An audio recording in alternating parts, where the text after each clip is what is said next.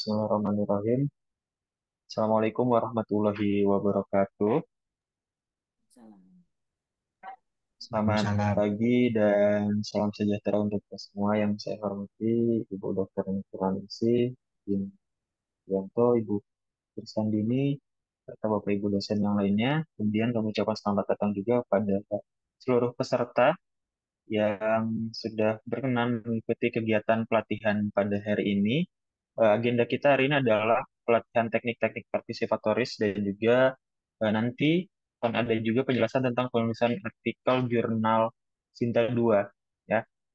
Cuma untuk eh, di pagi ini, agenda pagi ini jam 9 sampai sekitar jam 11 ada beberapa agenda. Yang pertama mungkin nanti akan dijelaskan terkait dengan kontrak pembelajaran terlebih dahulu, meliputi tujuan, kemudian ruang lingkup, serta metode, lalu output apa saja yang bisa dihasilkan dari program pembelajaran ini.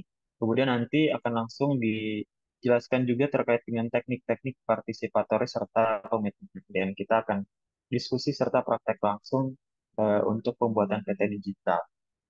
Untuk penjelasan teknik-teknik partisipatoris akan disampaikan oleh Ibu Dr. Insinyur Nino Purnaningsi, MSc, yang merupakan dosen dari Departemen Sains Komunikasi dan Pengembangan Masyarakat Fakultas Teknologi Manusia IPB University. Oke, langsung kita mulai saja, Bu, ke agenda pertama. Oke, baik. Langsung saja mungkin saya persilahkan pada yang terhormat Ibu Dr. Nino Purnaningsi, dipersilakan. Baik. Cek suara dulu ya. Suara saya masuk? Cukup jelas? Masuk. Masuk. Jelas, Bu. Warahmatullahi wabarakatuh. Salam wabarakatuh. Ya, selamat pagi Bapak Ibu, Pak Murdianto, Bu Krisandini, dan juga teman-teman yang sudah hadir di Zoom meeting pagi ini. Terima kasih juga nih kepada Mas Cepi nih sudah membantu menyiapkan. Mas Syukur dan Bu Tita ya yang sudah menyiapkan kegiatan ini dan merancang kurikulumnya. Baik, teman-teman, teknik-teknik partisipatoris ini adalah merupakan salah satu teknik, itu adalah cara ya untuk mengumpulkan data di masyarakat. Nah, ada kata-kata partisipatoris berarti dia secara partisipatif. Nah, itu ya, jadi secara singkat kita selama beberapa kali pertemuan, nah ini akan membahas tentang teknik mengumpulkan data di masyarakat. Nah, outputnya apa? Outputnya adalah data untuk perancangan program pembangunan, dan programnya itu bisa beragam dari segala aspek ya, bidang pembangunan. Baik, saya akan share screen untuk menyampaikan apa saja yang akan kita pelajari ya di dalam kegiatan ini. Baik, sebentar ya. Ini F berapa ya? F7 mungkin ya. Oh, bukan.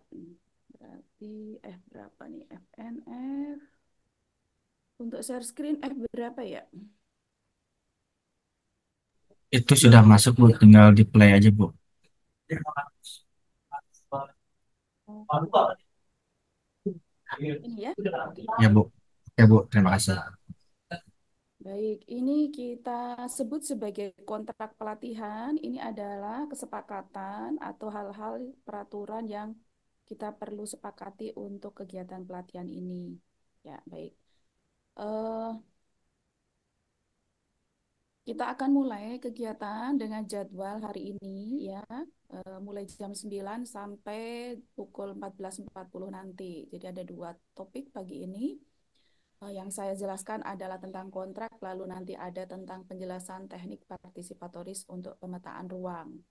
Lalu di tanggal 19 itu ada diagram Venn, lalu ada praktisi yang akan menjelaskan ya tentang penerapannya seperti apa. Nah, di tanggal 20 itu penjelasan lanjutan ya tentang bagaimana itu dilakukan di masyarakat pesisir dan juga masyarakat adat. Lalu pada tanggal 21 ada kuis ya, kuis semacam evaluasi ya dari hasil pelatihan. Lalu mulai tanggal 22 sampai 4 Agustus adalah mengambil data, mempraktekkan teknik-teknik yang sudah dipelajari. Baik, lalu tanggal 25 itu adalah untuk bagaimana menuliskan jurnal ya di Sinta 2. Ini kenapa aku harus sebutkan Sinta 2? Karena sebenarnya target kita adalah bisa submit di jurnal Sinta 2. Nah, ini jurnal ilmiah ya. Lalu kemudian 5 Agustus lokakarya dan tanggal 9 Agustus adalah untuk mengumpulkan draft ya. Draft yang sudah dibuat dari peserta pelatihan ini dari hasil mengambil data di lapangan dan kemudian membuat dalam format Sinta ya. Baik, untuk penilaian proses belajar mengajar di proses belajar peserta pelatihan maksudnya ini ada kuis yang nanti akan dilakukan pada tanggal 21 ya kalau nggak salah tadi ya. Dek, minta air putih. Nah, itu 20%, lalu ada hasil dari kegiatan lapangan itu 30%, presentasi akhir 20%, dan artikel itu 30%. Nah, karena ini adalah kegiatan yang akan direkognisi dengan SKS, maka kemudian kami harus membuat penilaian ini untuk membuat grade berapa nilai yang akan teman-teman capai. Baik. Nah, untuk tata tertib pelatihannya adalah ini seperti biasa ya, mungkin seperti perkuliahan ya, ini 15 menit sebelum acara. Tadi saya terlambat 5 menit ya, tapi insya Allah tidak akan mengurangi ya dari maksud dari kehadiran saya. Lalu kemudian kehadiran tuh 80% dari total. Jadi kalau misalnya ada 3 pertemuan tuh kalau satu nggak hadir aja udah kurang dari 80%. Nah, jadi mudah-mudahan teman-teman bisa mengikuti seluruh kegiatan pelatihan ya, lalu kemudian seluruh peserta itu mengikuti pelatihan secara tertib. Nah, kalau bisa ini kalau tidak terkendala sinyal ya ini kameranya diaktifkan. Lalu mengisi daftar hadir. Nah, ini juga kalau peserta berhalangan hadir harap menginfokan kepada admin grup ya. Serasa itu yang bisa saya jelaskan dari tata tertib pelaksanaan pelatihan. Kalau ada yang mau ditanyakan, dipersilahkan.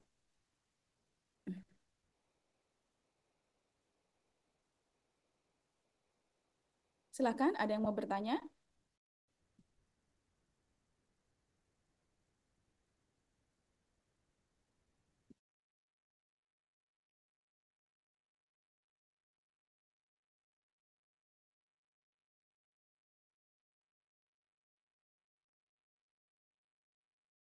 Oke, tidak ada ya.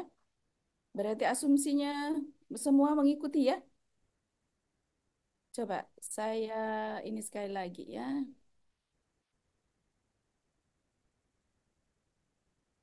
Nah, ini ya jadwalnya. Boleh dilihat sebentar ya. Ada yang mau ditanyakan dari sini?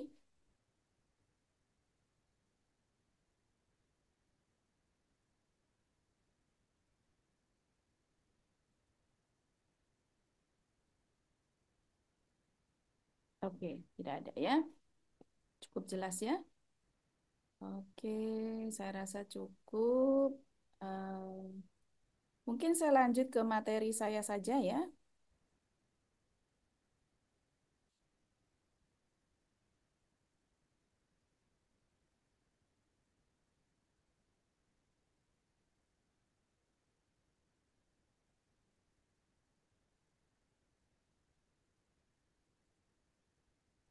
Baik.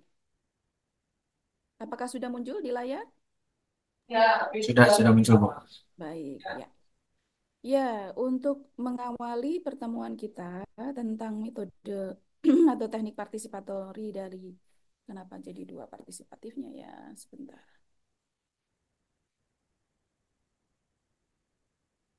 Ya, ini saya awali dengan metode pemetaan ruang. Jadi teknik-teknik tadi itu adalah cara ya untuk mengumpulkan data ya. Nah, kalau partisipatif berarti secara partisipatif melibatkan masyarakat. Nah, di bab ini targetnya adalah bagaimana peserta atau teman-teman bisa memetakan ruang di masyarakat. Ruang itu wilayah. Kita anggapnya sebagai tempat di mana masyarakat tinggal dan lingkungan di mana masyarakat tinggal itu sebagai ruang, ruang pedesaan atau ruang perkotaan atau ruang yang mungkin komunitasnya bisa pesisir, bisa pegunungan, ya.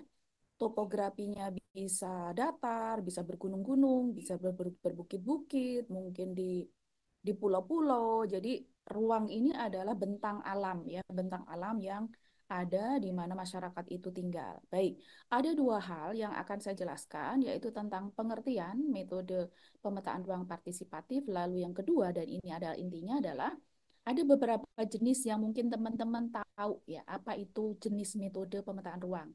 Dan itu yang paling lazim itu adalah terkenal itu adalah social mapping, ya, atau pemetaan sosial, atau hasilnya disebut sebagai peta sosial. Lalu yang kedua adalah peta sumber daya, bagaimana membuat peta sumber daya, apa bedanya dengan peta sosial, lalu ada peta mobilitas, peta ketersediaan layanan dan peluang, dan transek. Jadi di antara ini yang paling lazim itu adalah peta sosial dan transek.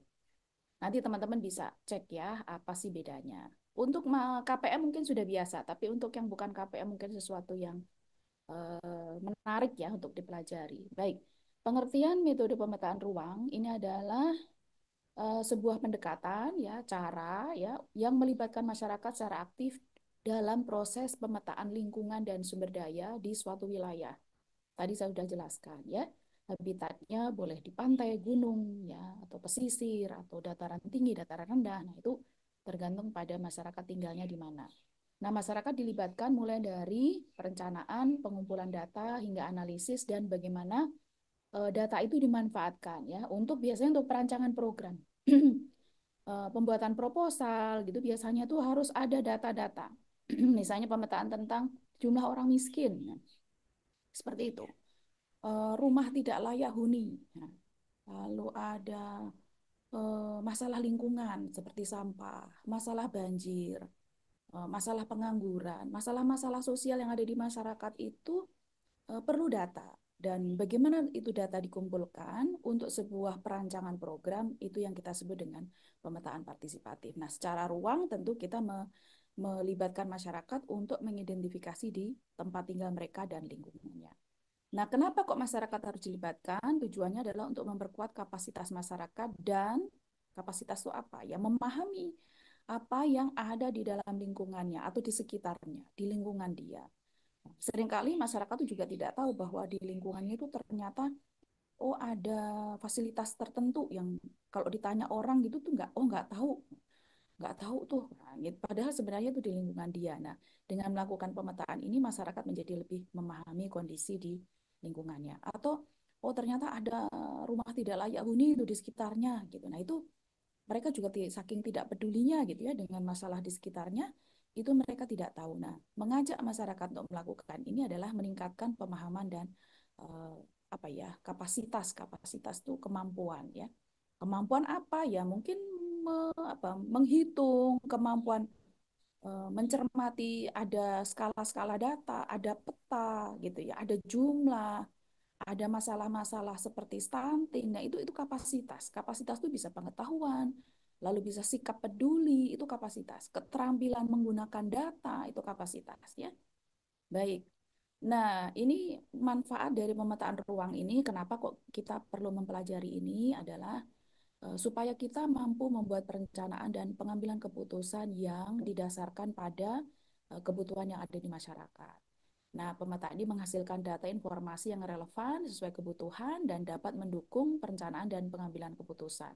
Yang kedua tadi saya sudah jelaskan, meningkatkan kapasitas, dan yang ketiga adalah kolaborasi antara masyarakat dan pemerintah. Jadi seringkali hasil yang sudah diperoleh ya dari proses pemetaan itu nanti sama pemimpin setempat tuh diminta, Mas, Mbak, boleh nggak datanya dipakai buat pengajuan dana program? Mas, Mbak, boleh nggak itu dibuatkan proposal dari data-data yang ada? Nah, ini justru berkolaborasi dengan pemimpin setempat itu sambil bertanya, Bapak Ibu perlunya data apa? Oh, data titik-titik sumber air.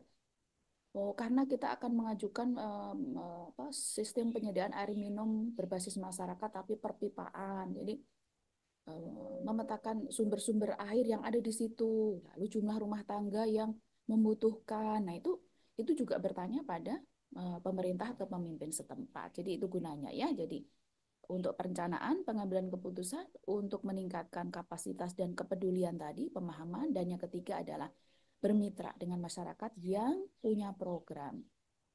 Baik. Nah, langkah-langkahnya ini seperti biasa dalam sebuah perencanaan, ada persiapan ya tentu datang dulu ke suatu komunitas.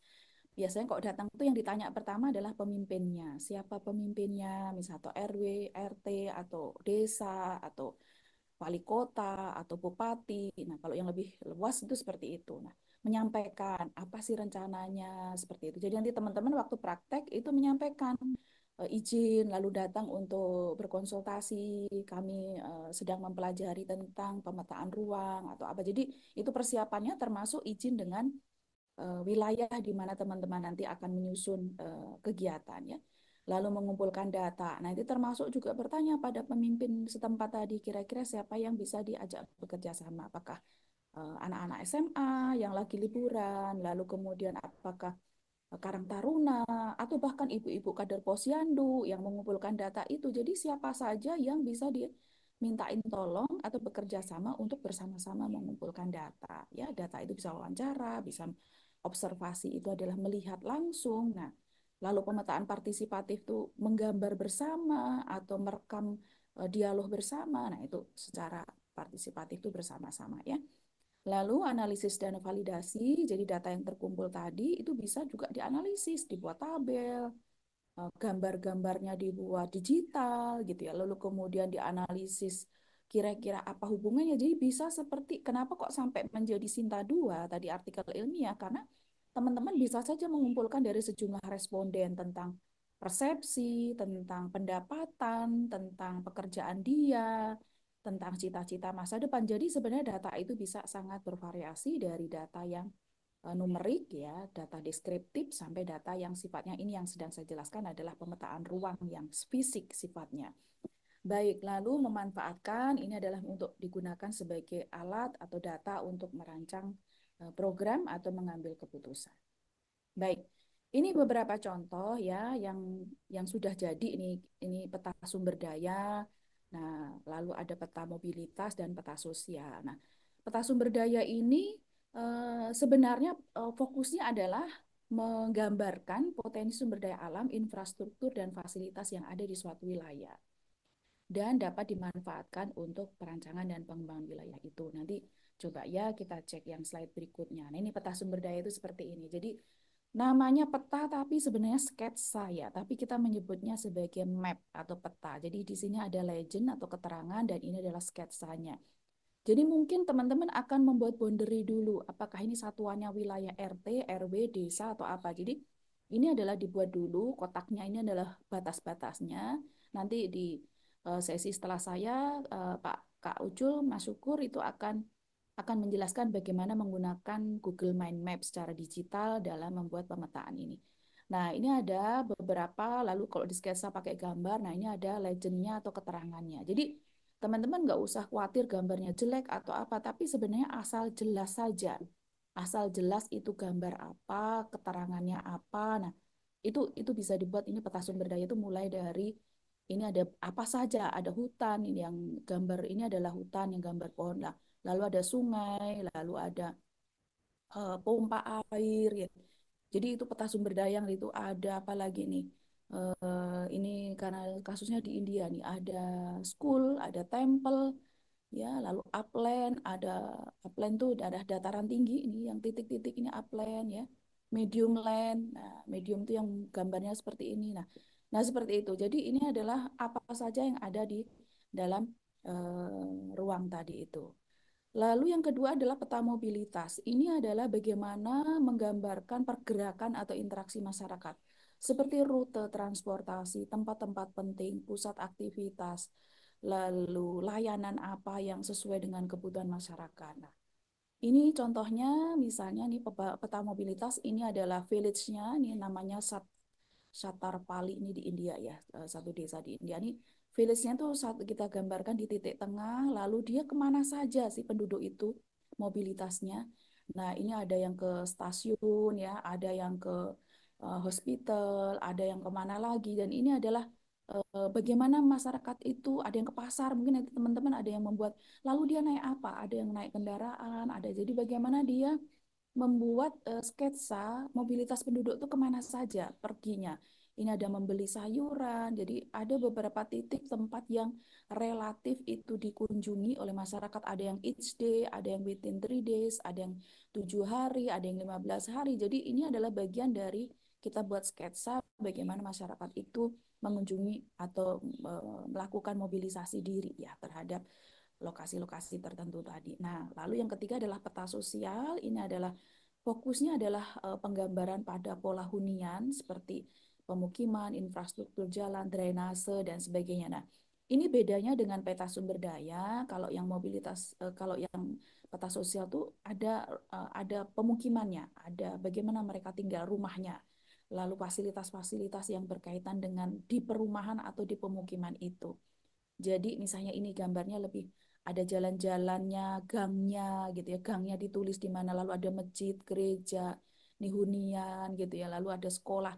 Nah, kalau di sini di peta sosial ini sekolah sebagai satu peta di mana masyarakat itu berinteraksi atau menggunakan fasilitas itu dan dia berdekatan dengan lokasi pemukiman dia. Kalau yang peta mobilitas tadi adalah tujuannya untuk mengukur pergerakan mereka kemana saja. Sedangkan kalau peta sosial ini adalah lebih pada pemukiman dan sekitarnya. Jadi teman-teman buat boundary dulu, lalu kemudian membuat apa saja yang ada di situ. Nanti kalau di Google Mind Map bisa ditandain, misalnya ada apa namanya itu posyandu, gedung posyandu, gedung pertemuan, misalnya ada lapangan badminton, lapangan basket. Nah, itu ada perumahan RT 1, RT 2, misalnya seperti itu. Itu adalah bagian dari peta sosial atau peta yang ada di masyarakat. Nah, itu contohnya ini adalah peta sumber daya. Tadi fokusnya adalah pada menggambarkan sumber daya alam. Kalau peta sosial menggambarkan perumahan, infrastruktur yang ada, peta mobilitas adalah menggambarkan interaksi atau pergerakan masyarakat. Baik. Baik, lalu saya akan lanjutkan ke dua lagi, yaitu peta tentang ketersediaan layanan dan peluang.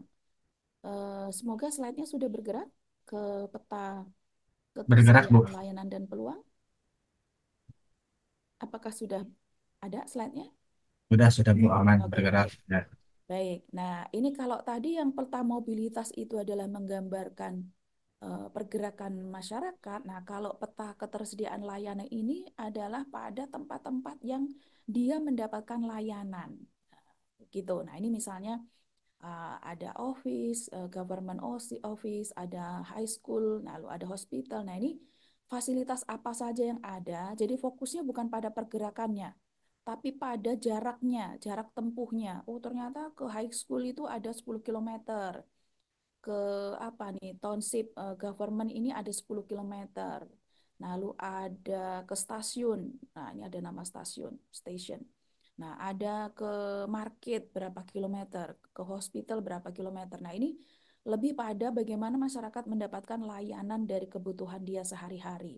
Nah, kalau di kemarin dulu saya baru dari Ngambarsari itu satu desa di Wonogiri itu, kenapa kok kader posyandu itu sebagian besar atau hampir semua itu ya, itu SMP pendidikannya karena ketersediaan fasilitas yang ada di situ hanya SMP dan kalau SMA itu dia harus berjalan lebih dari 30 kilometer.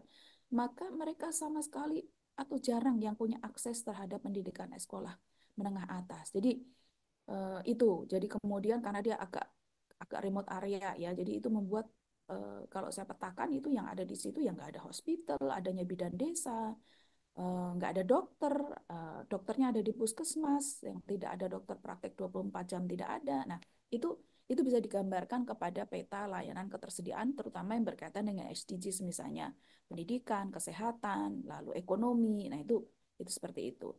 Baik, lalu yang kelima adalah transek. Kita sebutnya sebagai transek atau peta penampang. Jadi ini kaitannya dengan cross-sectional zona agroekologi. Jadi kita petakan dari wilayah yang topografi paling rendah sampai topografi yang paling tinggi di dalam suatu wilayah itu, lalu penggunaannya apa. Jadi ada jenis lahan, ada penggunaan lahan, kepemilikannya, misalnya punyanya PT Perkebunan Teh, misalnya ada punyanya masyarakat lokal, jadi ada hutan rakyat, ada perkebunan teh, ada apa. Jadi mungkin di dalam vegetasinya juga disebutkan dia ketinggiannya dan penggunaannya di sini di sisi sini ada landscape-nya, lalu di sini area lokalnya di mana, lalu kemudian tipenya, tipe lahannya, lalu water source-nya, lalu species itu adalah apa saja yang ada di situ, lalu uses itu adalah penggunaannya apa, dan ownership-nya itu oleh siapa. Dan ini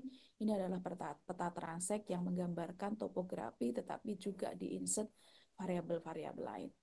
Baik, nah ini lebih jelas yang ini ya, lebih besar ya. Jadi kita gambarkan transeknya mulai dari dataran rendah sampai dataran tinggi.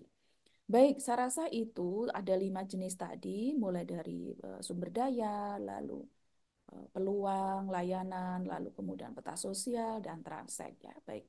Nah, ini memang tantangannya adalah melibatkan masyarakat secara partisipatif itu relatif berat ya.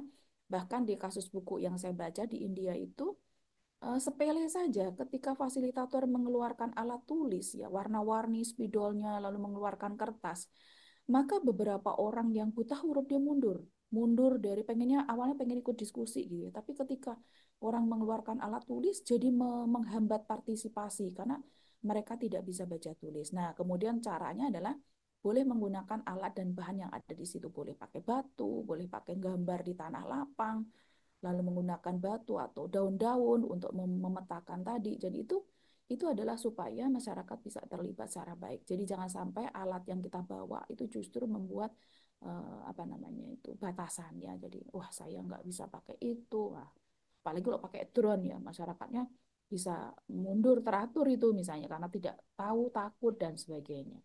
Oke.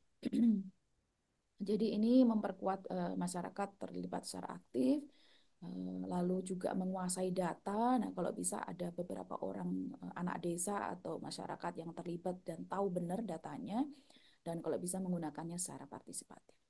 Nah, baik, ini adalah kesimpulannya. Pemetaan ruang partisipatif adalah pendekatan yang melibatkan masyarakat dalam proses mengidentifikasi atau memetakan lingkungan dan sumber daya di suatu wilayah. Nah, jenis-jenisnya ada peta sosial, sumber daya, mobilitas, ketersediaan layan peluang, dan transek. Lalu manfaat dan peluangnya tadi saya sudah jelaskan. Baik, saya rasa itu yang bisa saya sampaikan. Nah, berikutnya mungkin Mas Syukur bisa menjelaskan lebih lanjut kalau tidak ada yang bertanya. Mungkin kita kasih kesempatan dulu ya Kak Ucul yang bertanya ya. Iya, boleh, Bu. Oke, baik, silakan kalau ada yang mau bertanya.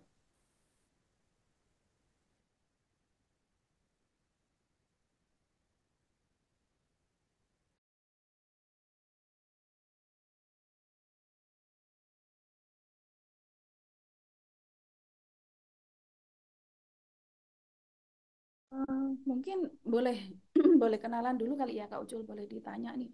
Vira Anissa dari mana misalnya? Harahap dari mana? Jangan-jangan nih mahasiswa atau bukan mahasiswa nih, mohon maaf nih. Boleh silahkan. Ada yang mau memperkenalkan diri dari mana dan mengapa ikut pelatihan ini? Ya, silakan teman-teman mungkin bisa Aizen atau langsung open mic Langsung aja. saja silahkan.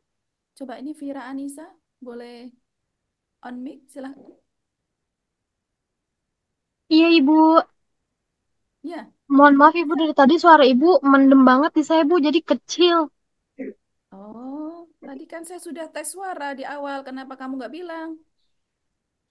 Di laptop sayanya Bu kayaknya bermasalah. Karena tadi suara Ibu udah masuk di saya, udah biasa, terus tiba-tiba saya keluar, terus pas masuk lagi udah kecil lagi Bu. Jadi maksudnya apa? Saya mengulang dari awal nih. Enggak Ibu, enggak. Laptop saya yang bermasalah Bu. Iya, masa saya tadi udah cek sound loh. Jadi gimana? Anissa dari mana? Maaf.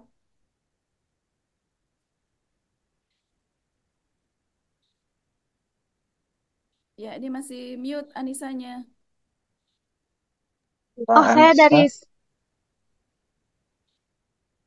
izin jawab Ibu, saya dari Sekolah Vokasi IPB University Ibu. Oh ya, oke. Sekolah vokasi ya. Sekarang kamu di mana? Lagi di rumah Ibu. Ya, rumahmu di mana?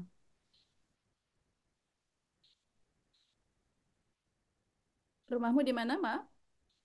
Rumah saya di Dramaga Bu kebetulan. Oh ya. Ya, nanti kenapa saya tanya gitu? Karena nanti itu kaitannya dengan praktek itu di lokasi sekitar rumah saja ya. Ya Kak Ujul ya. Dan biasa untuk bisa dipakai bisa bekerja sama dengan pemimpin setempat.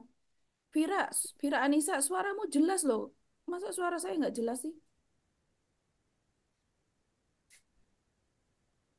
Oke, baik.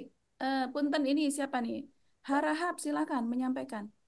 Ini dari sekolah vokasi juga atau dari departemen lain? Ibu, sebelumnya Assalamualaikum warahmatullahi wabarakatuh. Waalaikumsalam ya. Nama saya Yasakura Moraun Dumas Rahab.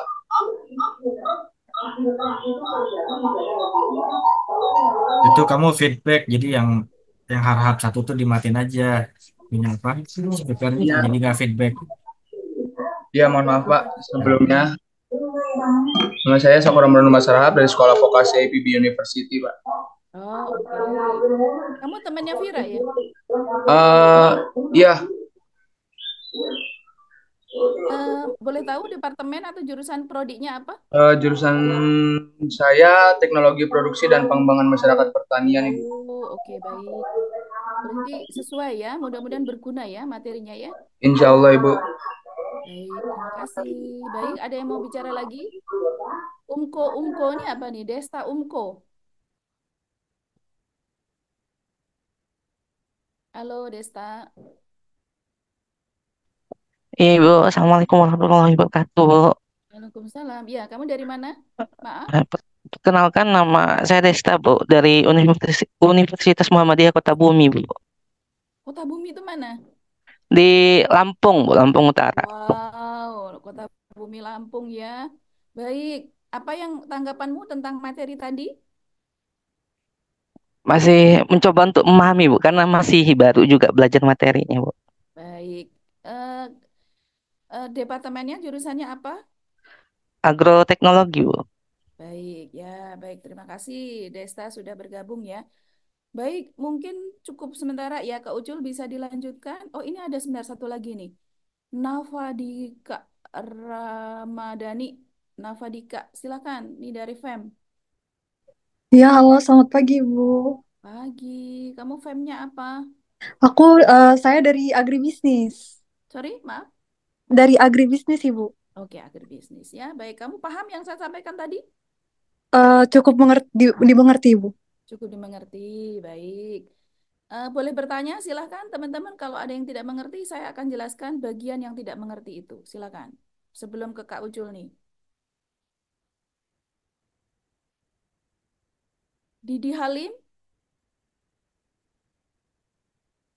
ini karena kita masih berinteraksi cukup lama nih, jadi harus bisa. eh, Halo Ibu, Halo, selamat ya. pagi. Didi dari mana? Saya SKPM 59 Ibu. Weh, kamu, kenapa kamu ikut? Ikut Bu, karena jadi saya bisa tahu Bu, oh ternyata seperti ini gitu. Nambah ilmu Bu, tidak ada salahnya Ibu. Kamu jadi fasil ya? Tidak apa-apa Ibu, saya ikut Oke, saja. baik. Terima kasih, Didi. Yo Ibu. Ya, oke, baik. Terima kasih sudah memberi respon. Ada yang mau menyampaikan lagi? Ini ada yang namanya lucu banget nih. Beneran nggak sih, Kak? Kak Lin Wailo. Wailo, ya. Coba, ada nggak suaranya nih? Halo, Kak Halo, Lin. Assalamualaikum Ibu. Iya, Waalaikumsalam. Kamu dari mana? Dari Universitas Muhammadiyah Kota Bumi. Ini tadi baru bergabung, Bu. Ini kenapa punya pertemanan dengan Kota Bumi ya? Ini temennya siapa ini? Temennya Umko tadi ya? Ya, dari Dapat info Umko. dari mana? Dari teman juga, Bu. Oh, temen dari mana itu? Di Siti Nur Fatimah. IPB? Dari Instagram kalau nggak salah. Oh, oke, baik. Baik, ini kalau peminatnya nanti cukup banyak, kita buat lagi ya. Tapi kalau ini kita coba dulu, nah mudah-mudahan berguna ya. Coba teman-teman, kami Baik, Ibu.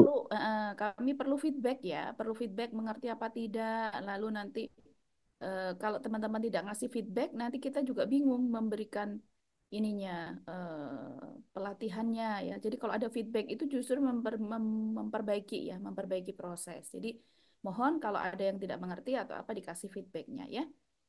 Nah, sebenarnya tadi kenapa kok saya ringkas seperti itu? Sebenarnya kalau modulnya sangat panjang gitu ya. Tapi biasanya kalau teman-teman tuh dikasih tahu, oh nanti bikin seperti ini. Nah, itu bisa kebayang dulu.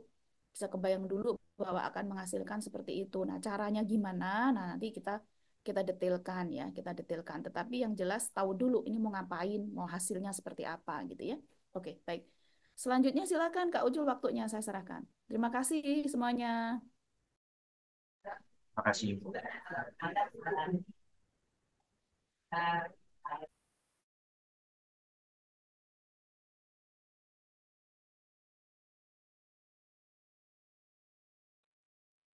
Halo Kak Ucul, berhenti ya? Nggak bergerak dia. Ini di mana di IPB ya? Saya makanya nggak ke IPB, saya di rumah nih. Kak Ucul, nge-freeze itu. Nah kan hilang toh. Halo Kak Ucul, sempat hilang. Ya, tadi tiba-tiba sinyalnya mati. Oke, suara saya sudah jelas Bu ya, bentar. Oke, oke, Ya, udah, udah. agak gede dikit boleh nggak? Ini di saya sayup. Oke, baik, cek, cek. Eh, Pak Amur, apakah sudah bergabung ya? Hari Tadi ini Pak Mur sebenarnya udah, tapi moderatornya, dia keluar lagi ya? iya keluar lagi tiba-tiba. Ya Oke, oke. oke, baik, langsung mulai aja Bu ya. Oke, terima kasih Bu Nino pemaparannya. Ya, teman-teman, jadi seperti yang tadi sudah disampaikan bahwa banyak sekali jenis-jenis atau model-model peta partisipatif ya. Nah, mungkin saya akan membahas sedikit terkait dengan pemanfaatan salah satu fitur yang disediakan oleh Google. Ini mungkin teman-teman, terutama generasi Z, udah sangat familiar dengan yang namanya Google Maps gitu ya. Cuman perlu ditekankan bahwa sebenarnya Google Maps dan juga aplikasi yang fitur yang mendukung untuk pembuatan peta secara digital itu beda. Jadi Google itu menyediakan dua platform. Yang pertama ada Google Maps yang memang sering kita manfaatkan untuk kebutuhan sehari-hari. Kemudian ada satu fitur lagi namanya Google My Maps gitu. Nah, My Maps itu bisa kita manfaatkan untuk pembuatan peta kita. Mungkin ini ada AI ya pesertanya ya. Halo AI, AI ini salah satu mahasiswa SKPM yang ya AI udah pernah dapat Tekpar kan ya? Udah, Mas. Iya, berarti udah menguasai lah ya. Nanti dibantu aja AI terkait dengan kita praktek pembuatan peta secara digital ya. Oke, ini Pak Umur sudah bergabung. Selamat siang Pak Umur.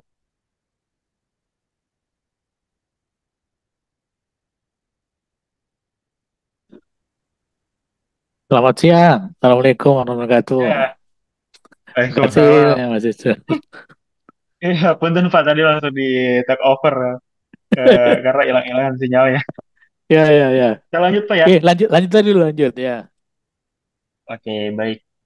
Teman-teman yang memungkinkan on cam, mohon berkenan on cam, saya izin share screen dulu. Jadi mohon maaf saya tidak menyediakan materi, cuman karena langsung langsung praktek ya, langsung praktek. Hmm. Apakah sudah terlihat layarnya, teman-teman? Sudah, sudah. Oke, eh, mungkin sambil jalan teman-teman juga bisa sambil mempraktekkan ya, sambil mempraktekkan. Di Halim ini angkatan 59, semangat sekali ya.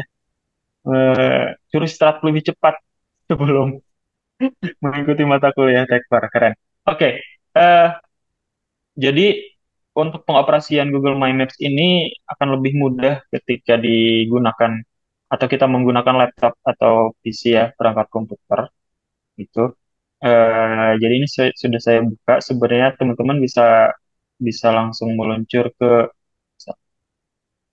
bisa langsung meluncur ke Google, Google aja, kemudian langsung search My Maps. Nah, ini langsung kita klik aja yang fitur My Maps-nya.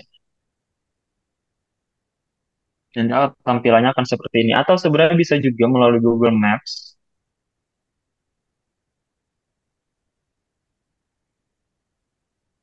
Kayak Google Maps biasa, diklik, kemudian nanti sini ada pilihan.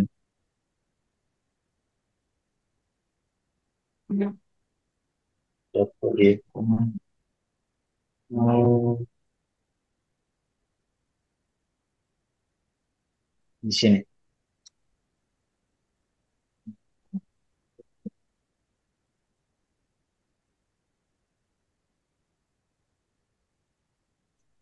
Harusnya di sini ada pilihan lokasi Anda, jadi nanti kita bisa langsung bikin. Tapi untuk lebih mudahnya memang bisa langsung ke Google My Maps saja. Teman ya, kemudian ketika sudah terbuka, seperti ini tampilannya. Nah, langsung aja kita klik create a new map atau membuat peta baru. Langsung di create aja. Nah, tampilan awalnya akan seperti ini. Ini adalah atau apa namanya interface dari fitur Google My Maps-nya. Jadi akan langsung ditampilkan peta. Kemudian tampilannya juga bisa kita custom sesuai dengan eh, apa yang kita mau, apa yang kita suka. Ini ada kita tinggal klik ke base map ini.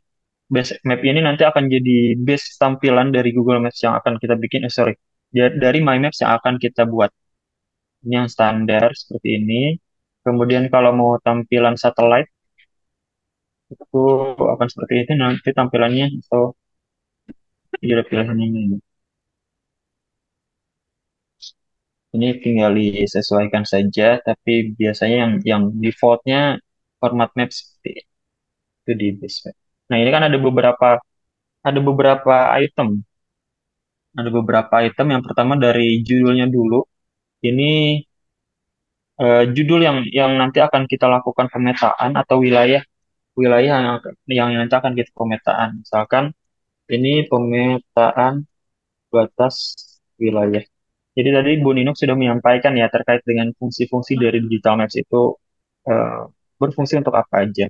Bisa untuk batas wilayah, kemudian kita untuk membuat poin-poin atau titik-titik informasi fasilitas umum atau sarana-sarana yang memang berfungsi secara sosial.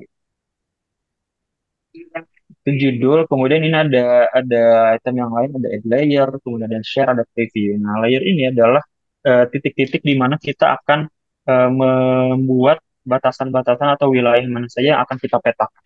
Kemudian ada apa aja di dalam. Itu kita tinggal klik add layer. Nah, add layer ini nanti akan diminta juga untitled layer. Ini adalah judul dari batas wilayahnya nanti. Kemudian share. Share ini digunakan ketika memang pemetaan kita sudah selesai dilakukan. Itu kita bisa bagikan kepada orang-orang yang memang berhubungan dengan wilayah tersebut, yaitu teman, kerabat, keluarga, atau mungkin stakeholder ya. Stakeholder juga karena kita berhubungan dengan apa namanya social mapping dan tentu ada fasilitas-fasilitas sosial itu kita bisa bagikan juga. Lalu preview ini untuk melihat hasil pekerjaan kita nanti. Baik, langsung saja kita buat sebenarnya untuk membuat titik-titik atau batasan-batasan di My Maps ini kita harus tahu dulu koordinatnya secara pasti gitu. Makanya kan tadi dijelaskan terkait dengan batasan mana atau wilayah mana atau titik atau landmark mana yang akan kita tentukan. Oke. Untuk memudahkan, karena saya sedang berada di area Dramaga, sekarang pulang,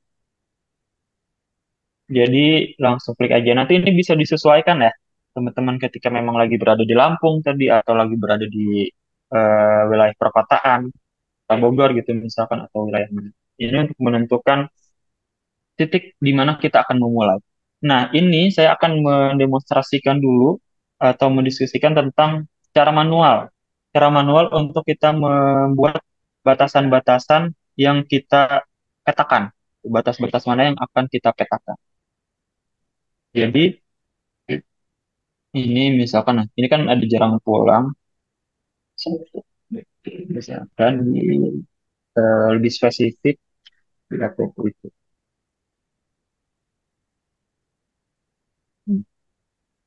Ini yang hijau ini berarti titik di mana kita saat ini berada.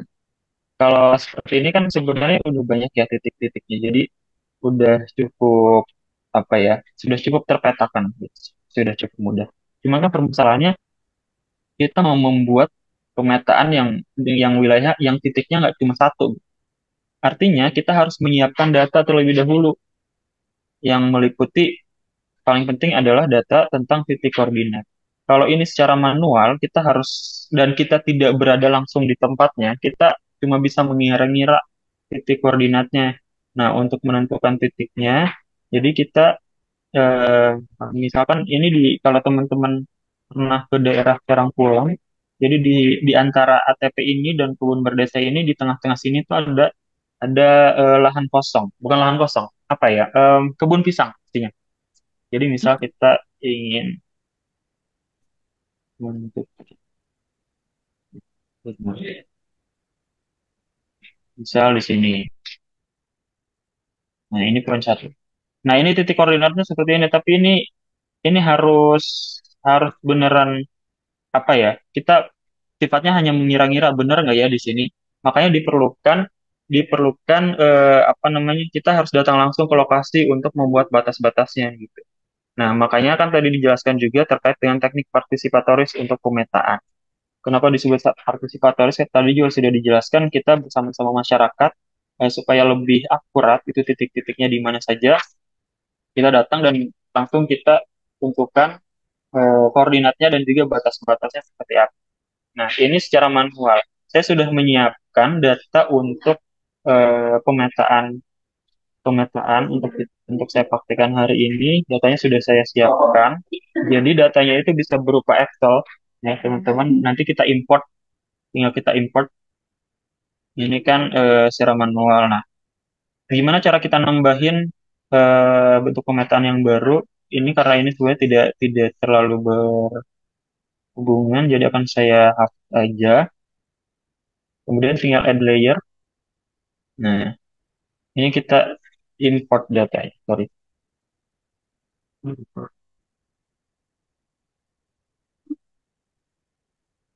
Nah, ini kita bisa memasukkan datanya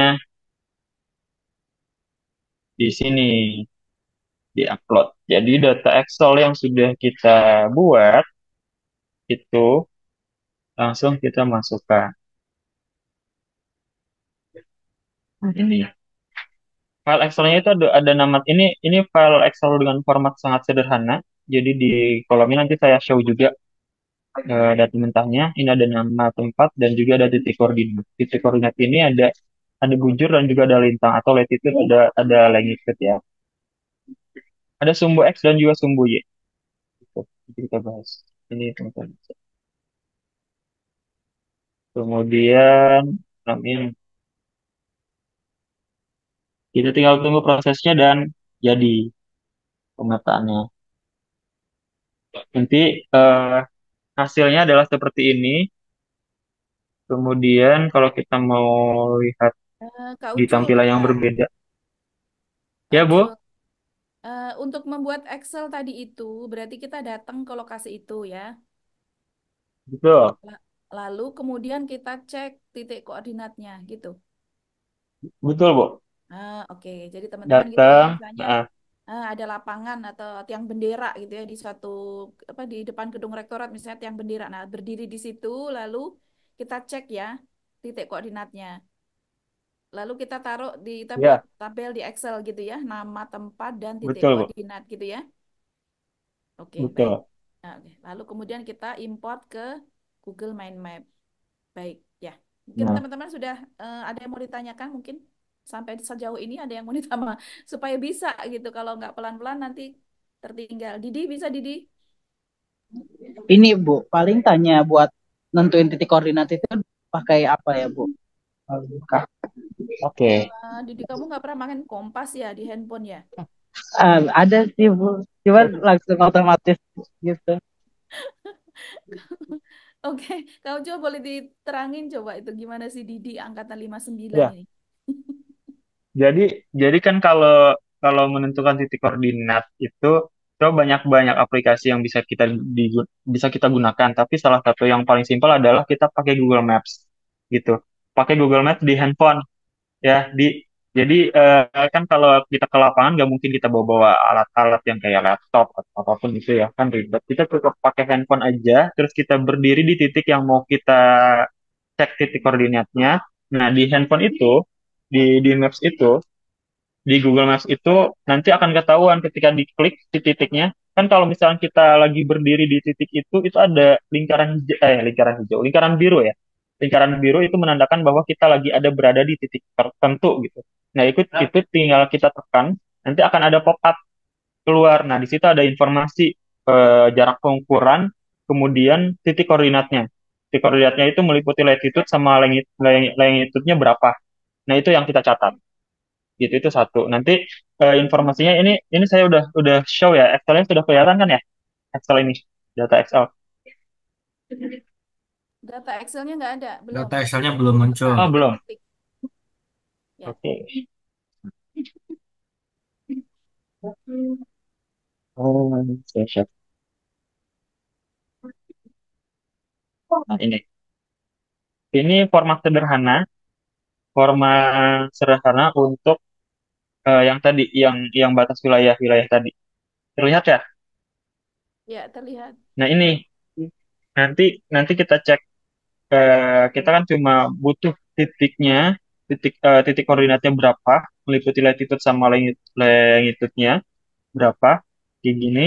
Ini hasil pemetaan. Kemudian tempat itu landmarknya apa sih? Atau apa yang kita tandain? Entah itu cuma batas wilayah RW doang, atau batas wilayah RT, atau misalkan fasilitas umum kayak musola, MCK. Nah, itu kita catat di Excel gitu. Ya, nanti kalau udah semua data yang kita butuhkan, kita pulang baru kita olah datanya. Nah, itu makanya dibilang partisipatif itu seperti itu. Jadi mungkin untuk tahu batas-batas wilayah yang lebih akurat, apa namanya, poin partisipatifnya adalah kita mengajak warga. Jadi orang mana, sorry di? Saya orang Jakarta Barat, Kak. Oh, Jakarta Barat. Oke. Praktikum Ya. teknik kan nanti nggak mungkin ke Jakarta ya. Paling di Iya. sekitaran kampus gitu. Nah, Belum nanti kan Jakarta saya. akan dipraktekkan, ya akan dipraktekkan. Kita melakukan pemetaan. Kita kan nggak ya, walaupun kita tahu titik koordinatnya, tapi kita nggak tahu persis, misal batas wilayahnya itu apakah benar apa enggak. Nah, kita ajak masyarakat atau tokoh masyarakat sekitar gitu untuk bareng-bareng melakukan pemetaan. Itu makanya dinamakan sebagai pemetaan partisipatif. Gitu. Nah, setelah data-data ini di, dirasa sudah memenuhi, sudah sesuai gitu apa yang sudah kita butuhkan, kita import ke yang tadi. Nah, ini adalah bentuknya seperti ini. Gitu, Di. Oke, Kak. Coba Oke, yang Kak. satu Jadi, titik itu dicek layernya coba. Muncul nggak datanya yang tadi, Kak? Di Oke, titik birunya mungkin kalau diklik ada nggak muncul apa gitu, fasilitas apa ada nggak? bisa Bu. Izin Oh ya, karena itu kan ada tuh itu. eh nih ada batas wilayah kan, terus batas wilayah sebenarnya ini bisa kita rubah nih, warung misalkan ya.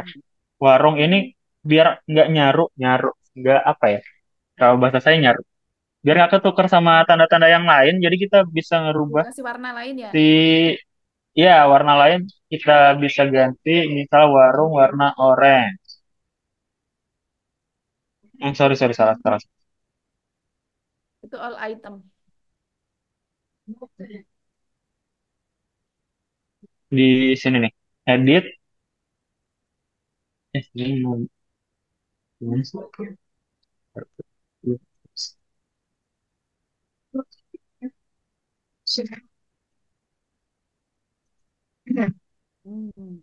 nah, Oh, udah warna-warni jadi ya. tadi ya Oke, ditandai dengan warna yang berbeda ya. gini. Nah, terus kita kalau misalkan mau membedakan, itu membedakan MCK gitu. Ini kita kliknya di sini nih, editingnya. Kita ganti icon boleh di popular icons ini atau kita explore ke more icons.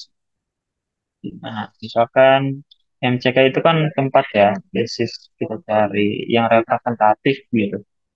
Misalkan mana ya? Misalkan ini pohon cemara. Bukan, bukan itu yang di semak-semak. Masa MCK-nya di belakang pohon cemara? Bukan, bukan sama. Misalkan, wah gitu nanti tinggal dieksplor aja. Misal ini nih, yang paling indah. Tuh, nanti dia akan berubah ini ikonnya.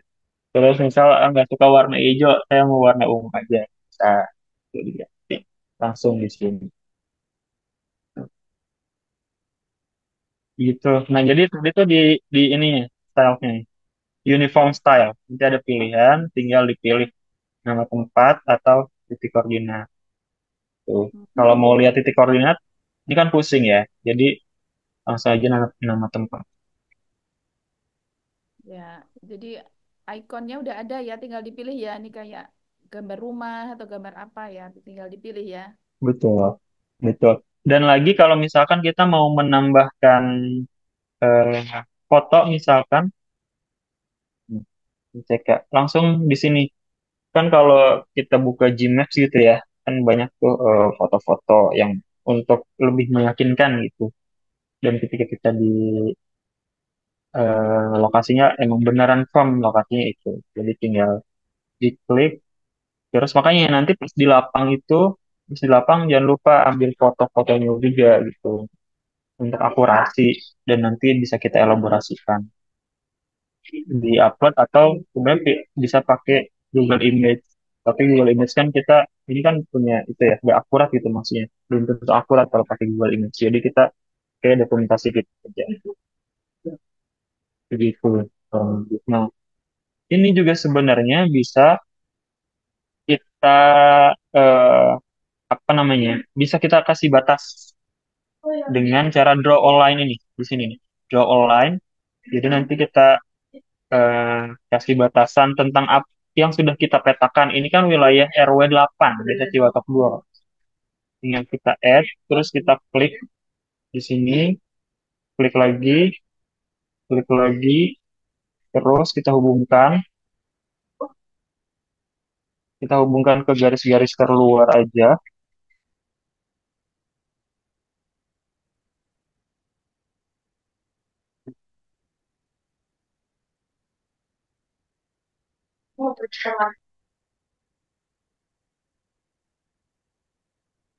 Nah, ini berarti eh, batas dari kita tinggal kasih nama wilayah RW 8, Desa Cibatok 2.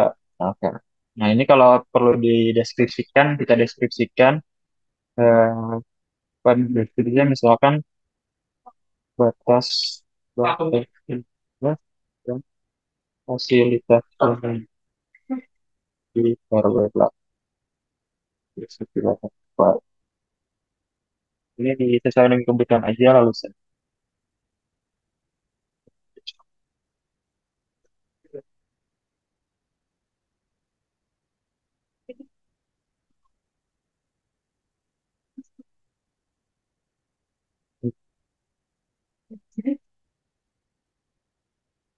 Jadi kalau Google Earth-nya jadi lebih bagus ya. Iya, Bu, lebih kelihatan. Ini kelihatan nih titik-titiknya.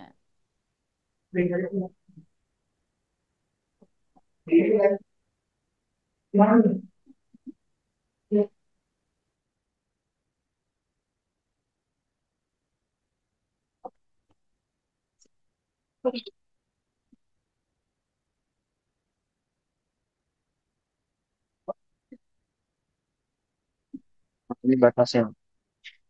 Ini yang sudah kita petakan berarti. Sebenarnya harusnya nyambung antar satu titik yang paling luar, jadi disambungin jadi jelas gitu batas-batas. Gitu. Ini berarti satu udah kita dapat nih petanya. Nah, kalau udah kayak gini, kita tinggal share, kita bisa share atau kita preview dulu. Iya. Hmm. Ini. Begitu kurang lebih teman-teman. Gampang sih sebenarnya. Tinggal kita datang ke desa, terus kita tentukan titik-titiknya, mana saja yang akan kita petakan, kemudian ada apa saja di situ. Lalu kita pindahkan ke Excel, tinggal kita import langsung. Kalau mau share, tinggal di-share aja. Di-share. Ini sebenarnya eh, bentuknya file, kayak kayak kita nge-share file Google Docs atau Google Spreadsheet atau yang lainnya gitu. Cuma ini outputnya adalah My Maps atau Pet gitu. Tinggal share nanti, tinggal share aja kita mau share-nya ke siapa. Silakan teman-teman kalau ada yang mau ditanyakan. Ai ada tambahan Ai yang sudah mempraktekkan. Oh, tidak ada, Mas. Sudah cukup. Kayak gitu kan ya Ai ya, yang Ai di lapangan kan. Iya, Mas. Gimana di aman di? Oke, mungkin yang lainnya silakan. Kalau ada yang belum paham eh, di penjelasan-penjelasan tadi, intinya adalah kita harus tahu dulu apa yang mau kita petakan di awal ya perencanaannya ya. Goals-nya apa, baru pas kita ke lapangan itu kita sudah tahu apa yang harus kita cari, titik-titik mana yang harus kita catat koordinatnya gitu.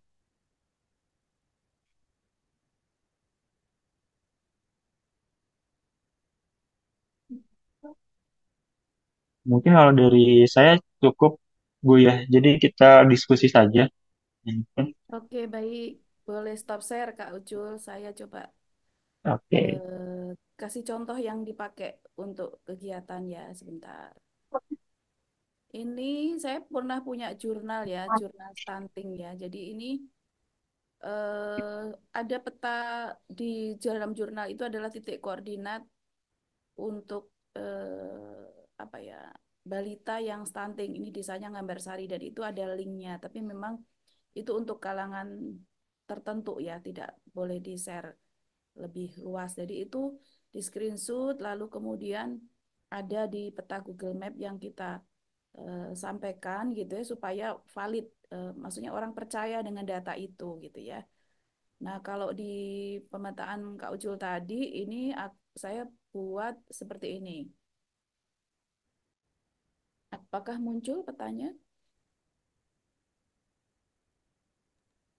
Muncul Bu.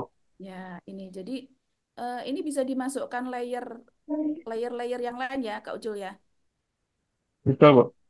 Ya, ini nanti mungkin cara menambahkan layer ini seperti ini ada nama balita, lalu kemudian dia kakak, alamat, berat badan, tinggi badan, nama orang tua. Jadi sebenarnya kalau teman-teman misalnya memetakan suatu wilayah dan itu misalnya kebun, misalnya apa ada titiknya, lalu punyanya siapa, tanamannya apa, nah itu bisa dimasukkan di dalam layer data. Nah ini kalau diklik, nah ini ada foto anaknya. Jadi kadang-kadang kan orang nggak mau apa ya, kadang ada yang nggak mau terima, dibilang desanya banyak yang balita stunting itu. Tapi kalau kita pakai bukti data ini lengkap dengan data detailnya, biasanya itu lebih valid. Jadi ini kalau kita klik, ini layernya akan muncul gitu ya di titik itu. Jadi kita datang ke rumahnya dia, lalu mengumpulkan data, membuat apa namanya data-datanya dibuat di layer-layer ini yang nanti diinsert ke dalam Google Mind Map. Jadi memang ini tidak diupload ke Google secara apa seluruh orang tahu ya kan ini datanya data mungkin terbatas pada kalangan tertentu. Jadi teman-teman bisa menggunakan ini untuk kepentingan tertentu gitu. Jadi rahasia dari si responden itu juga tetap kita jaga. Jadi tidak semua kita share pada semua orang. Gitu ya. Jadi ini penggunaannya ini adalah kita mendata balita stunting lalu kemudian kita kasih titik koordinat dia rumahnya di mana dengan menggunakan Google Mind Map. Gitu. Mungkin itu yang bisa saya sampaikan. Ya, baik, terima kasih Bu Nuk. Saya serahkan ke Pak Murdianto. Mangga Pak Mur.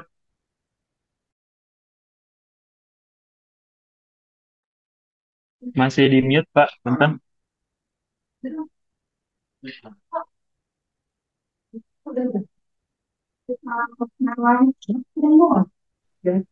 Assalamualaikum warahmatullahi wabarakatuh. Selamat pagi. Waalaikumsalam. Ya, terdengar ya suara saya ya. Jelas, jelas, Pak.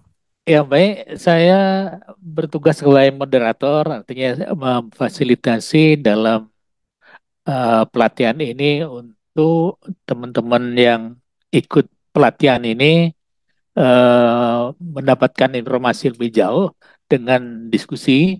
Tapi sebelum itu saya akan membacakan secara ringkas biodata dari Bu Dr. Nino Purnaningsih ya, supaya ya paling tidak peserta memahami siapa Bu Nino gitu ya.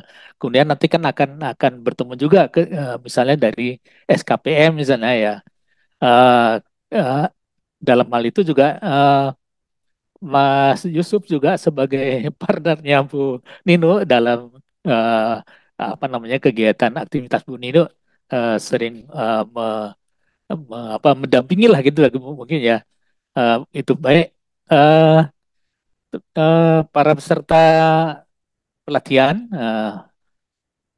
saya akan bacakan selintas ya dari Bu Nino ya, Bu Dr. Nino Purnaningsih MSI. Beliau itu dosen dari Departemen Sains Komunikasi dan Pengembangan Masyarakat, Fakultas Ekologi Manusia IPB. Nah, mudah-mudahan teman-teman yang dari sekolah vokasi menjadi lebih kenal ya. Bu Nino tuh meraih gelar doktor tuh tahun 2006. Jadi sudah cukup lama ya. Beliau dari program penyuluhan pembangunan di di Departemen SKPM ya ada pasca sarjana penyuluhan pembangunan. Kemudian itu tahun 2006. Kemudian S2-nya dari program yang sama itu tahun 99 ya, 1999. Dan beliau S1-nya tahun 1992 dari eh, dulu namanya Departemen Penyuluhan dan Komunikasi Pertanian, IPB ya. Eh, Baik, kemudian Bu Nino sudah melalang buana dalam Tridharma perguruan tinggi. Nah, baik pengajaran, apa namanya penelitian maupun pengabdian kepada masyarakat.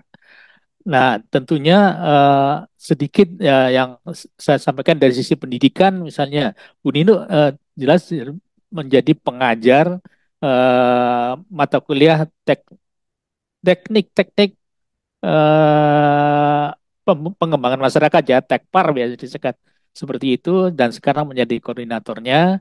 Kemudian yang lain tentu berkaitan dengan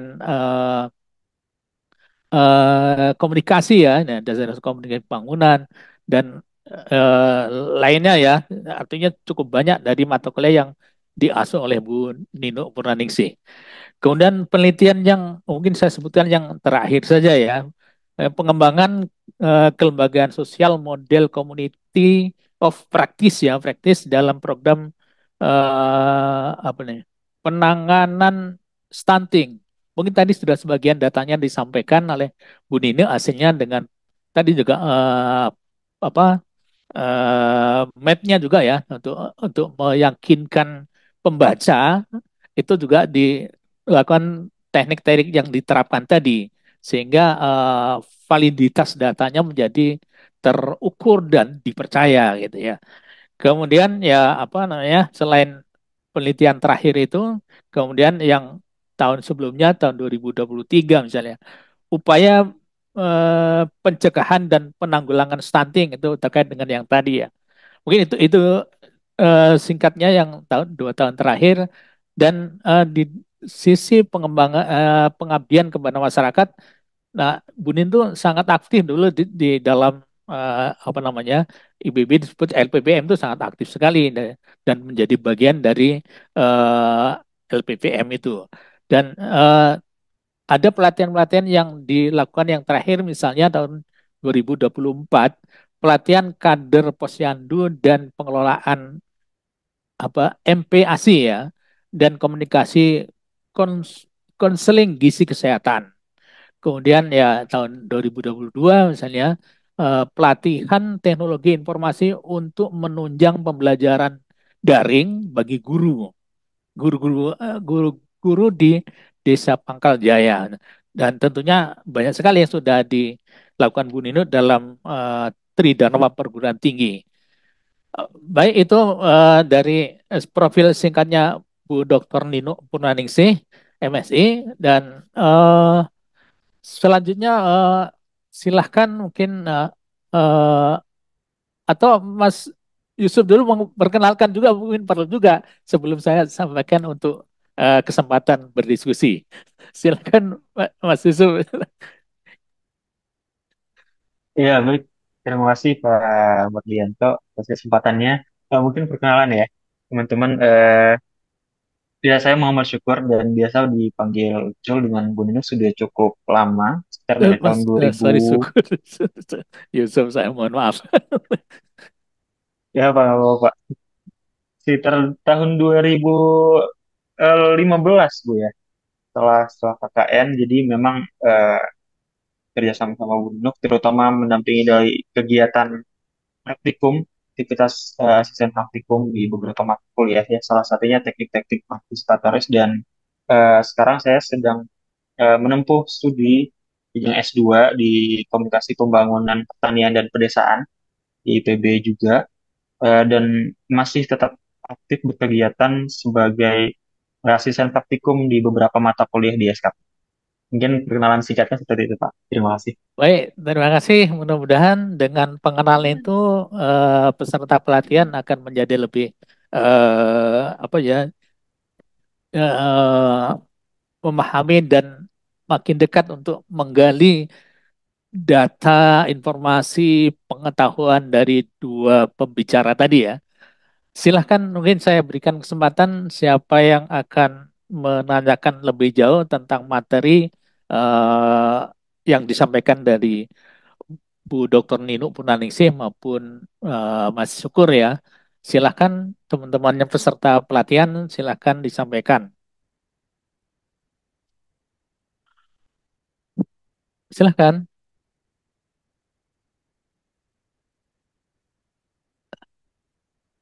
Sehingga pemahaman Anda terkait dengan materi pelatihan ini akan lebih baik dengan mencoba menggali apa yang kira-kira perlu penjelasan itu ya lebih lanjut dari Bu Dr. Nino maupun Mas Syukur itu silahkan. Kami buka kesempatan berapa menit ya? Kalau dari jatah waktunya sih ada 30 menitan ya. Silahkan dibuka kesempatan, silahkan.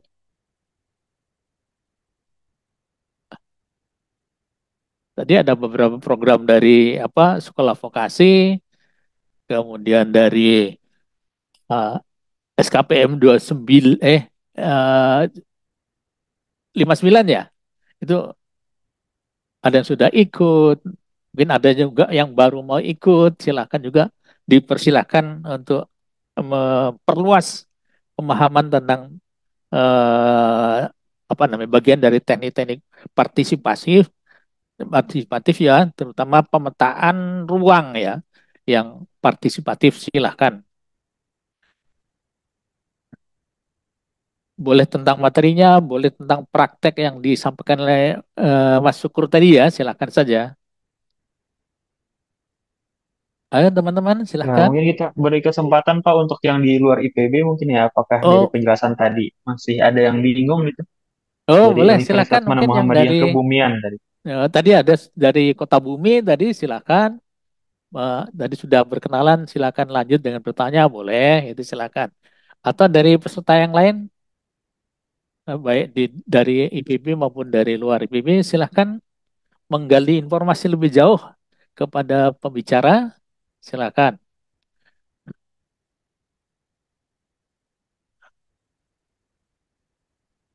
Ayo silakan, apa saja boleh.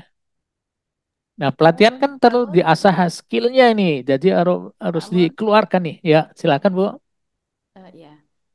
Eh, Mungkin sedikit menambahkan sambil Mangga, menunggu mangga. tanya. Ya.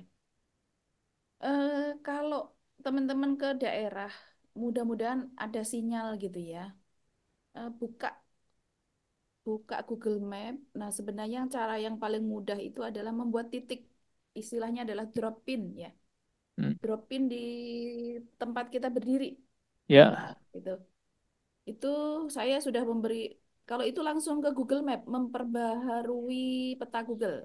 Hmm. Misalnya kalau di daerah-daerah tertentu di Wonogiri yang KKN-nya itu jauh sampai masuk-masuk gunung misalnya gitu, itu ada, kalau saya mau balik lagi ke situ, saya kasih nama misalnya ada titik sekretariat kelompok tani hutan mana gitu. Jadi itu pas saya berdiri di situ, lalu saya buka Google Google Map ya, bukan Google Mind Map, Google Map, lalu saya zoom in sampai paling gede. Nah, lalu tangan saya titikin di situ muncul yang titik merah.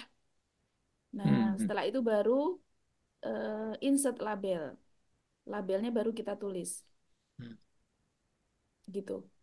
Jadi saya membuat beberapa titik yang supaya nanti pas balik situ tinggal search lokasinya lalu get direction untuk menjangkau lokasi itu. Jadi nggak akan kesasar lagi untuk lokasi itu. Hmm. Jadi mungkin izin sama Pak Kepala Desa atau apa membuat titik-titik tertentu gitu ya di tempat-tempat yang penting gitu. Supaya apa? Ya untuk mempromosikan lokasi itu juga ya. Kalau misalnya punya kafe atau punya pemancingan, ada tempat-tempat penting lah yang mungkin orang akan berkunjung itu biasanya dengan kata kunci yang mudah dicari gitu.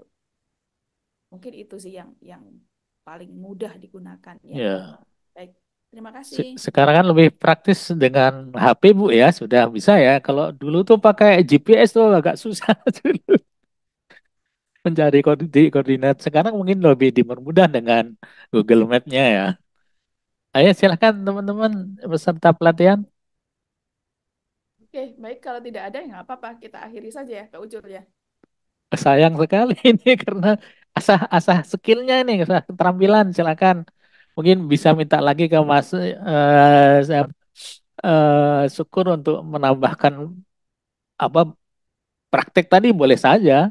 Misalnya membuat tadi praktiknya seperti apa, membuat titik-titik di lokasi yang Anda datangi misalnya. Silakan saja. Ini pelatihan kan asah asah keterampilan ini perlu dong disampaikan apa misalnya kira-kira ketidakjelasannya di mana misalnya silakan saja. Ayo ayo ayo ayo aktiflah biar kita saling bertukar informasi ini. Jadi kalau misalnya Anda tidak tahunya di mana akan dijelaskan kan gitu. Yang bertanya akan memberi wawasan juga kepada yang tidak bertanya kan bisa aja seperti itu. Silakan silakan aktif saja. Mangga mangga. Tadi mungkin dari Kota Bumi tadi yang sudah mencatatkan diri namanya tadi silakan. Mas apa tadi Kota Bumi ya?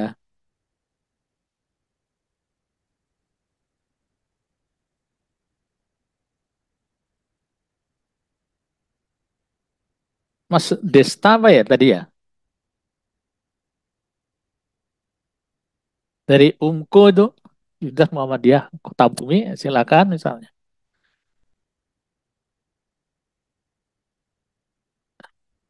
Atau Mas Harhab dari SV tadi ya, Sekolah Vokasi.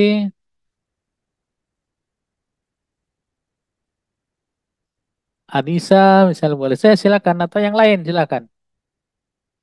Dibuka kesempatan untuk mengasah apa ya pengetahuan dan keterampilan silakan.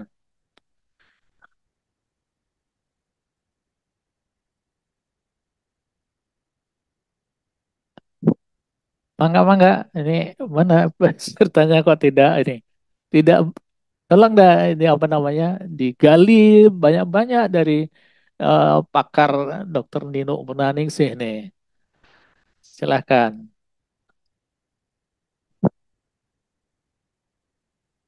Terdengarkah suara saya ya, teman-teman peserta?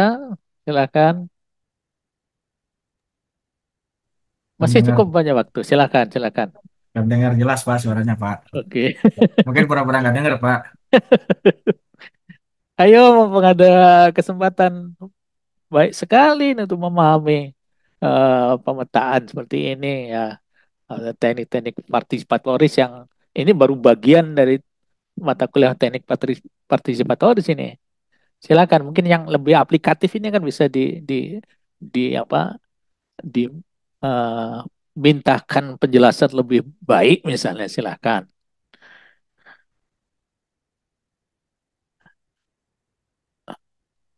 Atau mesti ditunjuk nih yang harus bertanya nih gimana nih?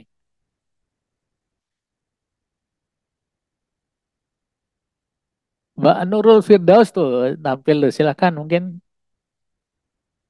ada yang mau disampaikan Mbak Nurul atau Desta tadi dari Umko ya. Desta apa enggak tampil ininya videonya mungkin enggak ini ya. Jaringan jangan ya. Silakan yang lain silakan. Pak Mur, kalau nggak Oh, ada enggak. saya tambahkan Oh, materinya. silakan Bu, mungkin atau Mas Syukur juga mau bisa menambahkan lagi nanti di kesempatan setelah Bu Nino, silakan. Ini saya detilin satu-satu ya, karena Mangga, tadi ada mangga. yang bertanya. Jadi ini maaf, ini layarnya hitam putih ya materinya ya. Jadi untuk peta sosial nih supaya lebih detail aja ya. Jadi pemetaan sosial yang hasilnya adalah peta sosial itu merupakan metode paling populer ya di PRA. Kalau teman-teman suka dengar PRA, itu Participatory Rural Appraisal. Dan banyak orang menyatakan bahwa pemetaan sosial ini identik dengan PRA sendiri. Jadi kadang-kadang gitu ya teman-teman tuh kalau dengar PRA itu sebenarnya pemetaan sosial. Nah sebenarnya bukan hanya pemetaan sosial atau social mapping. Tadi aja yang pemetaan ruang itu kan sampai ada 5 ya. 5 itu baru minimal ya. Kalau didetailkan bisa 8 atau 10 ya yang detailnya itu. Tapi seringkali orang kalau bilang PRA tuh pikirannya adalah pemetaan sosial. Padahal sebenarnya tidak hanya itu. Nah, karena ini yang paling sering dipakai ya. Jadi fokusnya tadi saya sudah jelaskan penggambaran pola hunian ya. Jadi sifat perumahan, infrastruktur sosial. Jadi ada jalan, sistem drainase, sekolah, fasilitas. Jadi kadang-kadang untuk misalnya menggambarkan miskin, kaya atau enggak kaya. Nah, ini digambarin rumah ya. Rumah mungkin tadi ada apa namanya ikon yang sudah ada model rumahnya, lalu dikasih warna. Yang paling gampang misalnya kalau sambil wawancara, lalu dengan setiap rumah itu ketahuan sumber dayanya apa gitu ya, lalu kita memberi label dia, oh dia termasuk keluarga menengah ke bawah atau miskin. Nah, kita kasih misalnya rumahnya gambar merah gitu. Lalu kemudian kalau menengah itu kuning, kalau kaya hijau. Nah itu manfaat yang paling gampang adalah ketika kita membuat sketsa peta itu, maka kita tahu kalau gambarnya banyakkan merah berarti banyak orang miskin.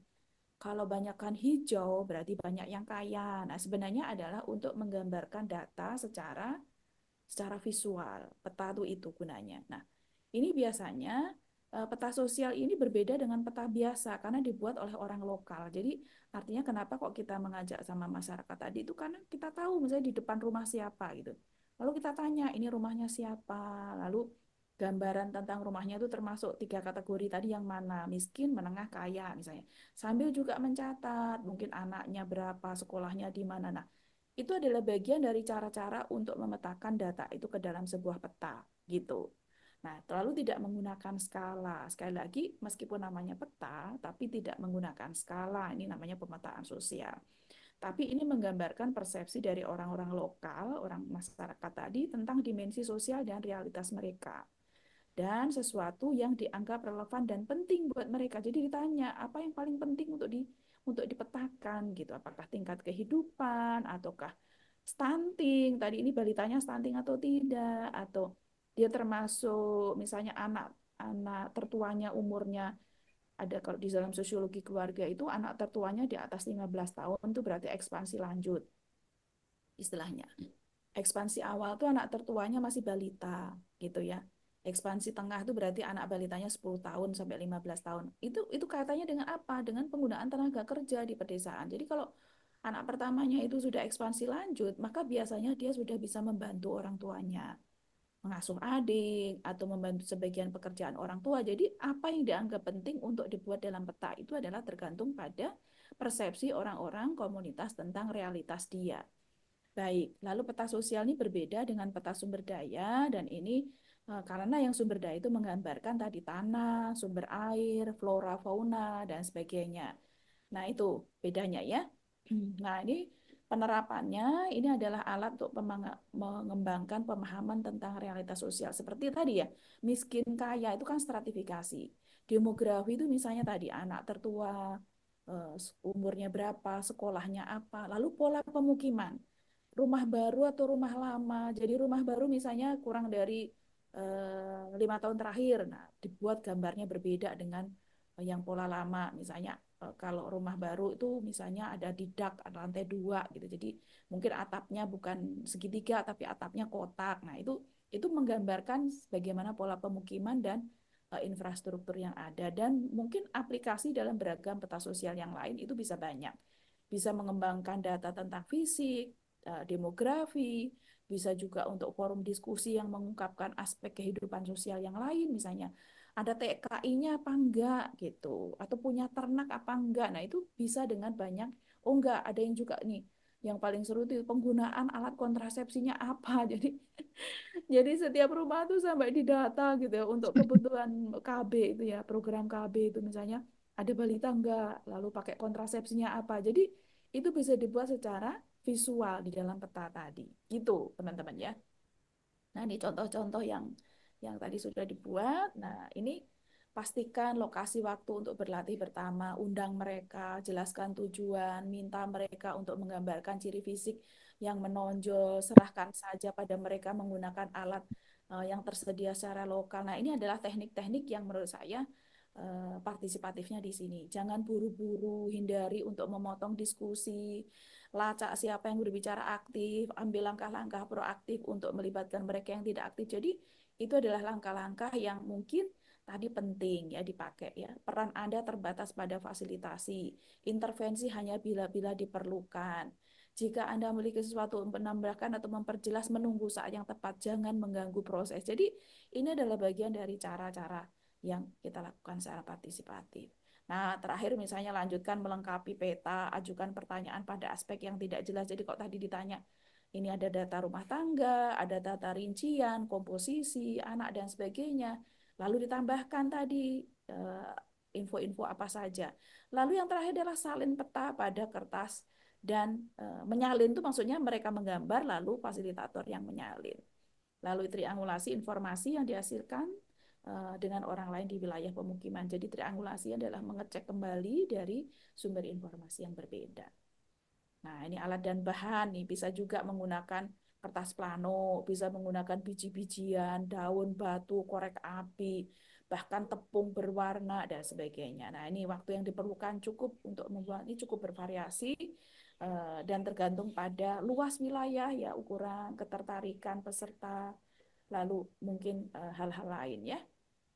Lalu kemudian bisa juga lingkup improvisasi itu adalah bisa digunakan untuk metode serbaguna ya, untuk bisa membuka jalan bagi metode PRA yang lain. Bisa juga metode sensus, peringkat kesejahteraan, diawali dengan pemetaan sosial ini. Itu, jadi maka kemudian pemetaan sosial itu disebut sebagai metode ibu atau mother method ya. Jadi metode utama dalam participatory rural appraisal adalah pemetaan sosial. Nah, ini contohnya ya, contoh pemetaan sosial dengan aset detail nih. Nah, tadi saya bilang deh, kalau rumah yang lama tuh atapnya segitiga nih. Oh, ini kalau old house ya, old house tuh atapnya segitiga. Tapi kalau new home ini yang atapnya kotak. Nih, ini kan sebagai simbol saja ya. Lalu kalau mau didetailkan itu ada gambar ternaknya 7, ada. Jadi ini adalah cara-cara kreatif ya untuk membuat simulasi dari pemetaan sosial yang ada. Jadi teman-teman bisa mengkreasikan cara-cara ya membuat simulasi dari peta ini. Lalu ada pipeline, ini pita jalur pipa gitu ya. Lalu apalagi ini ada gambar-gambar nih, unta, ada gambar-gambar sapi. Nah, ini dipetakan di sini. Kalau ini adalah melalui cara lain ya. Jadi tadi ini pur ini adalah miskin. Nah, bayangin kalau petanya seperti ini nih, banyak yang miskin atau yang kaya? Yang miskin kan? Ini ada bentuk-bentuk yang ini kita tandain sebagai orang miskin. Yang kaya itu berarti yang bukan item-item nih. Nah, ada family with migrated yacht. Nah, ini ada gambar-gambar tertentu yang ini ada migrasi untuk golongan mudanya. Seperti itu. Women headed family. Nah, ini kepala keluarga perempuan. Jadi di dalam rumah itu ada kepala keluarganya perempuan ditandain. 1, 2, 3, 4 gitu ya. Jadi di sini adalah keterangannya. Baik. Saya rasa itu ya yang mungkin teman-teman nanti bisa kreasikan gitu ya. Jadi menariknya itu karena kita boleh mengkreasikan bentuk-bentuk model dan informasi apa saja yang bisa kita butuhkan itu di dalam pemetaan. Tadi saya sebutkan bahwa peta sosial adalah ibu dari metode partisipatif karena dia bisa menjadi jalan bagi masuknya metode yang lain. Itu. Oke, terima kasih Pak Mur, saya kembalikan. Terima kasih. Bagaimana? Mungkin masih lebih menarik dengan penjelasan dari Bu Dr. Nino tadi ya. Nah, kalau masih penasaran ya silakan mengemukakan pertanyaan atau apa pendapat boleh saja bagi peserta pelatihan. Bagaimana? Atau mau meminta penjelasan Mas Syukur lagi boleh saja. Kita masih punya waktu sedikit lagi nih, silakan. Mangga-mangga dipersilahkan untuk menyampaikan sesuatu bagi peserta pelatihan, silakan. Pak Mur, izin Ya, saja, ya. boleh ditulis di chat kali ya. Teman-teman kalau susah boleh ditulis di chat apa testimoni aja. Testimoni misalnya apakah baru pertama, lalu manfaatnya apa. Silakan. Saya kasih waktu ini masih ada sekitar 3 menit ya Pak Mur ya. Iya. Silakan ditulis di chat supaya kami punya data ya. Apakah Anda Ya, boleh ditulis di chat ya. baru atau sudah biasa, lalu manfaatnya. Silakan ya. Oke. Ya di chat boleh nanti saya sampaikan. Oh ada ini Mbak sampai nih.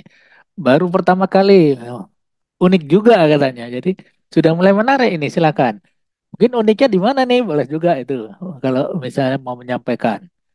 Kemudian silakan juga ini apa namanya ya mau ditulis di chat atau disampaikan langsung silakan.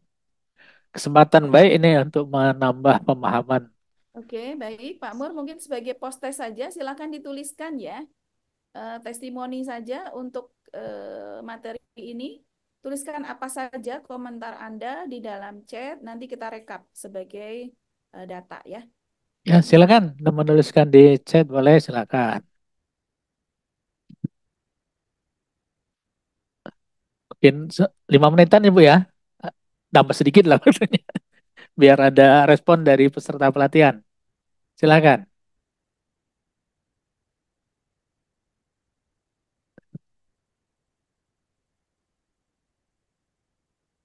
Silakan tuliskan apa yang Anda pahami tentang materi tadi.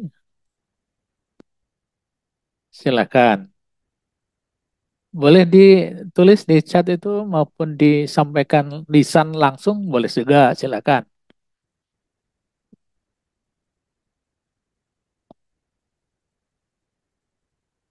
Baik, sedang kami tunggu. Silakan.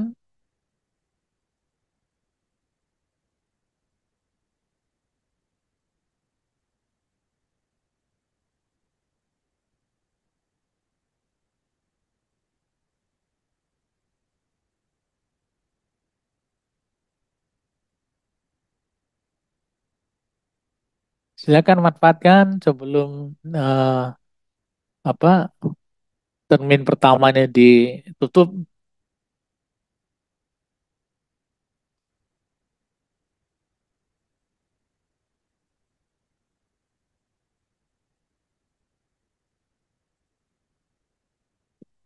Lanjut, silakan tulis saja atau mau disampaikan silakan.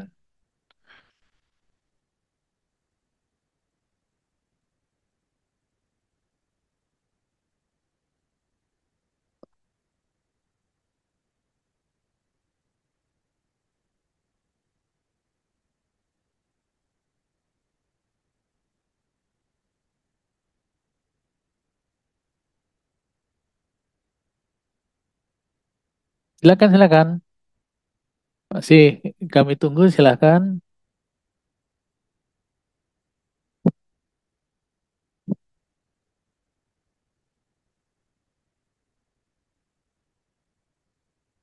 Nah,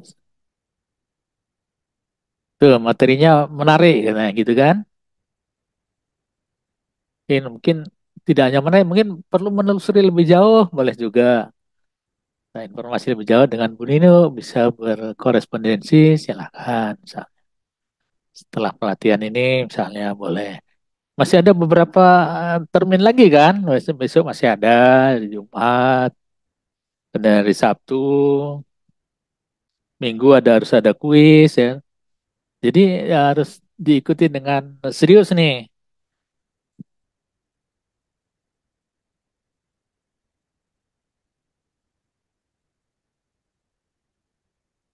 Sam- Nah, ini masih berseri sampai 5 Agustus ini masih ya. Peserta silakan aktif mengikuti ya setiap tahapan pelatihan ini. Mau dicek lagi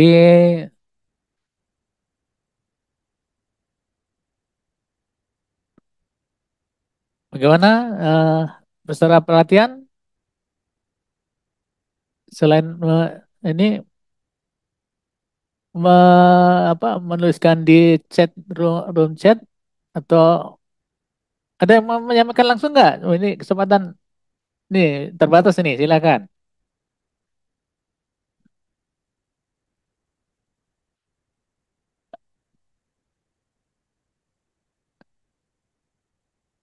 Mungkin untuk mengisi Bu Nino mau menyampaikan pesan-pesan untuk eh, peserta pelatihan mungkin Bu untuk selanjutnya atau untuk hari ini silakan. Ya, baik. Hmm, ciri ciri belajar orang dewasa itu sebenarnya bisa terjadi jika ada dua hal. Yang pertama adalah open mind, membuka pikiran kita. Yang kedua adalah participation. Jadi teman-teman bisa mendapatkan manfaat lebih banyak dari materi pelatihan ini jika mau membuka diri, mungkin sudah punya pengalaman sebelumnya, tapi menerima sesuatu yang baru. Itu yang pertama. Yang kedua adalah mau berpartisipasi, gitu. Jadi dengan berpartisipasi, pengalaman teman-teman itu menjadi materi belajar buat yang lain. Jadi ketika teman-teman sharing nih yang kota bumi, oh di kami begini begitu. Nah, itu yang lain jadi ikut mengerti, oh ternyata di sana ada seperti ini, seperti itu. Nah, yang di vokasi juga. Jadi pengalaman di vokasi itu bisa disampaikan dalam forum ini. Misalnya bisa menambah wawasan bagi teman-teman yang lain. Juga dari departemen atau ilmu yang lain ya. Jadi berpartisipasi adalah selain untuk menambah kualitas program, juga bisa menjadi bahan pelajaran buat peserta yang lain. Jadi yang dua tadi apa? Yang pertama adalah open mind, yang kedua adalah participation. Itu mungkin Pak Mur. Terima kasih untuk bisa tetap semangat mengikuti sesi pelatihan berikutnya. Assalamualaikum Baik, warahmatullahi wabarakatuh. ya. Baik, terima kasih Bu Nino. Mungkin Mas Syukur ada yang mau disampaikan. Mungkin untuk apa prakteknya seperti apa untuk silakan. Ya, baik. Mungkin dikit aja Pak ya, karena Ya. peserta pelatihan ini kan mayoritas adalah Gen Z ya, yang memang merupakan digital native, kemudian anak kandung teknologi juga untuk perihal pembuatan peta digital dan pemanfaatan fitur-fitur di Google itu sudah sangat familiar. Cuma mungkin teman-teman di sini kalau saat ini masih belum ngerasa begitu perlu gitu ya untuk menggunakannya. Tapi nanti di dunia kerja atau sudah memasuki apa namanya di kehidupan sosial masyarakat, eh, hal-hal seperti ini yang tadi sudah disampaikan oleh Bu Nino secara substansial itu sangat sangat penting gitu, apalagi bagi teman-teman yang memiliki minat di community development ya, itu sangat penting. Mungkin itu Pak. Jadi dan masih banyak sebenarnya ilmu-ilmu di YouTube terkait dengan tutorial yang lebih detail dan juga lebih lengkap gitu. Mungkin bisa dipelajari juga di situ. Terima kasih Pak. Oke, ya biasanya teman-teman SP itu menjelang magang itu perlu juga itu mempraktekkan di lokasi, menggali data, apalagi seperti MAB atau tadi dari teknologi apa tadi, perlu juga itu menerapkan itu di ketika magang. Apa kalau di MAB itu ada magang industri atau di itu menjadi perlu tuh apa ikut pelatihan ini dan punya ilmunya untuk memperjelas apa pemahaman Anda dan menginformasikan kepada apa namanya lokasi magang atau bahkan untuk penulisan tadi kan bisa kan misalnya outputnya sampai pada apa namanya eh, jurnal Sinta berapa dua tiga dan lain-lain itu menjadi perlu juga gitu itu belajar apa untuk menulis lebih baik dengan apa memetakan data seperti apa peta sosial tadi misalnya itu salah satunya nanti bisa dilengkapi dengan lain karena ada materi-materi berikutnya yang harus Anda pahami juga ya sampai tanggal 5 Agustus tuh ya, dalam dalam time time lainnya ya seperti itu ya sampai 5 Agustus tuh ya jadi eh, harus selalu mengikuti secara lengkap pelatihan ini supaya Anda utuh mendapatkan informasi itu. Mungkin dari saya demikian saja. Saya kembalikan lagi ke Mas Mas Syukur ya, silakan. Terima kasih Bang Burdianto. Mungkin terakhir kita foto bersama Bapak Ibu dan teman-teman serta pelatihan. Mohon berkenan untuk menyalakan kameranya. Silakan kita on cam, kita foto bareng dulu.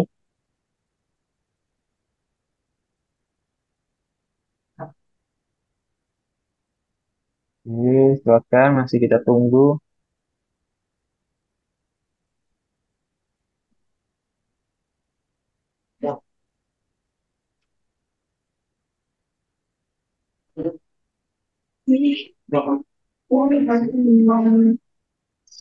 Apakah ada penyerahan sertifikat Mas Jackie? Ada. Oh, oke, bagaimana sertifikat itu? Gimana Ada nih untuk penjelasannya? Pak Mur dan Ibu Nino itu udah ada. Tadi udah dititipkan. Tinggal di Oke, Ya, siap. Oke, makasih, baik. Kita makasih. berfoto bersama. Ini kayak masih belum semua on cam ya. Silakan, masih kita tunggu. Oke, sambil menunggu kita mulai berfoto. Oh, masih ada. Oke, silakan. Ini masih pelatihan pertama ya. Jadi ada beberapa rangkaian agenda pelatihan yang lainnya dengan materi yang berbeda. Silakan dimanfaatkan sebaiknya. Oke, kita berfoto bersama. Siap-siap. Satu, dua, tiga. Tahan. Satu, dua, tiga. Boleh dengan gaya, teman-teman, Bapak Ibu. ya gaya. Saya bergaya. Satu, dua, tiga. Oke, terima kasih teman-teman, Bapak Ibu. Kita akhiri saja untuk pelatihan sesi ini. Teman-teman akan melanjutkan pelatihan di hari ini pukul 13 nanti. Ya, yang akan disusulkan. Izin saya tutup. Selamat siang. Assalamualaikum warahmatullahi wabarakatuh. Waalaikumsalam Waalaikumsalam warahmatullahi wabarakatuh. wabarakatuh. Waalaikumsalam warahmatullahi wabarakatuh. Terima Terima kasih kasih Kak, Ibu Ibu, Nino, Terima terima kasih. kasih Pak Mur, terima kasih Mas Sama-sama. Syukur. Iya.